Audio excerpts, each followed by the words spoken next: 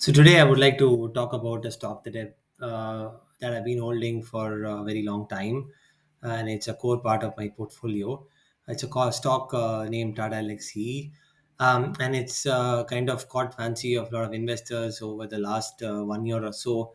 In fact, from the bottom of around 500 during the COVID crash, it's run up around 9x to around 4,500. So I think as a long-term investor, it's probably the right time for me to exit the stock completely. So I'm looking for an opportune time for making the exit. To do so, I've been looking at the charts at the last 1 year and how it's been behaving. An interesting thing is in since January, it's been forming an upward channel. Um, and this channel is being respected even now, even in the recent past with the small cap correction. This channel has been respected, and as long as this channel is respected, the upward momentum in the stock should continue. Of course, the momentum is all dependent on the news flow and the fundamentals associated with the company. But if this channel breaks down anytime soon, I think it's the perfect time to take money out of the table, right? Even if you are a short term investor or a trader or a long term investor, it doesn't matter, because this channel seems to be a very critical channel since the last several months. The other thing which I noticed was that the even though there's been a massive upside since January, the volumes are have really dried up, with even with the corresponding uptick in the prices. The volumes are not supporting. So what that means is during January there was a lot of institutional buying which has happened, and those institutions have basically stayed away from selling the stock. So the stock is being kept up, mainly due to the fact that the big guys are not selling, rather than more of the big guys actually buying the stock. So that's how the stock price has been actually maintained at a higher price. Therefore, more and more retail interest that's got into the stock is quite visible from the volume behavior. Um, the other thing which is visible is the 50-day moving average being respected. So if I change this to a line chart and plot the 50-day, you can see that several times it has tested the 50-day and has respected. So another indication would be a breakdown or a close below the 50-day moving average will also indicate a time to take money off the table, because the stock has become weak. Now, one can say that you are a long term investor and say that I don't really care. But if you look at the fundamentals of Tata Elxsi, the valuations are very, very high right now compared to historical average valuations. So even fundamentally, it doesn't make any sense to look at holding for a very long time at these valuations, or buying at these valuations. So the 50-day moving average is an important technical measure for us to understand whether the interest is still in the stock. Um, the other thing is to consider the Bollinger Bands. The Bollinger Band strategy has played out well in this stock, is what I see. So every time there's a contraction, the lower Bollinger Band gets tested, and then there's a big up move where the price hugs to the upper Bollinger Band, and again there's a contraction, and the same happens. So there is no reason to believe that this won't happen again.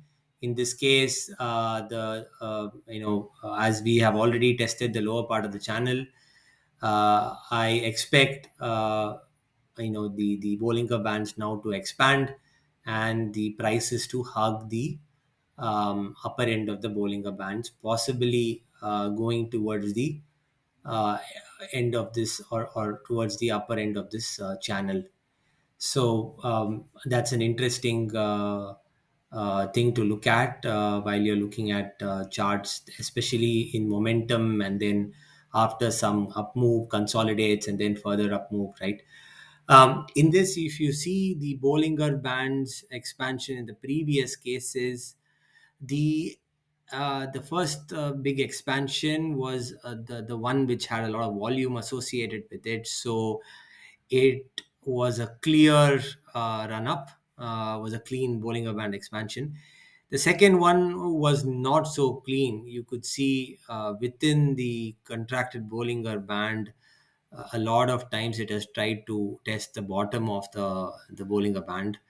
And even when the Bollinger Band expanded, it did test the middle one, which is the 20-day moving average line, before, of course, going through a much more exorbitant run. So, and again, the same thing happened in the recent one as well. There was a smallish expansion, and got sold off. And I feel that the next one could potentially be also a smallish Bollinger Band expansion, because I think we are coming towards the end of this stocks run, um, um, as a theme, right? Um, and now, to look at also the the so-called Elliott waves on uh, where we are right now.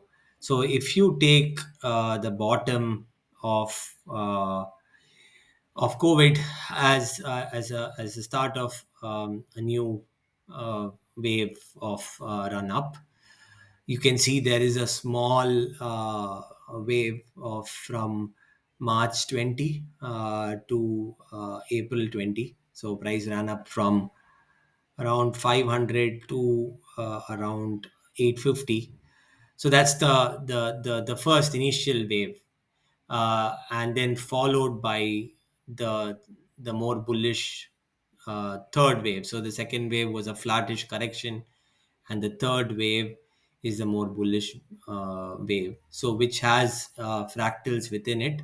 So the first wave of the third wave was from 730 right up to 1726, and then the third wave of third was from 1473 to 307 3090, and then the fifth of third is from 2566 to 4090. And what we probably are at is the fifth wave itself, because the third wave is complete. Or potentially we could still be in the fifth wave of the third wave. That's still yet to be found out, and there are reasons for that.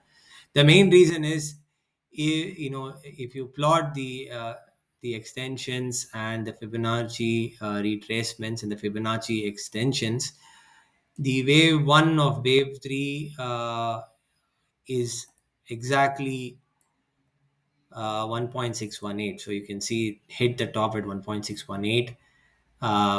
So it is potentially possible that this wave 5 is an extended wave 5, because wave 3 doesn't seem to be overly extended based on its ratio with wave 1. An extended wave 3 would normally at least be 2.618. Um, or you can say this the wave 3 stopped at 2.618 here at 4056. So there are various combinations. So hence I am not very clear on where we are, but definitely it's towards the climaxing of this stock, and that's why the channel, respecting the channel is very important, and respecting of the 50-day moving average is very important. So hope this is useful, and keep an eye on that channel, keep an eye on the Bollinger Bands, keep an eye on the 50-day moving average, and we will know on hindsight how the Elliott waves actually panned out. Thank you. Hopefully this was a useful set of analysis.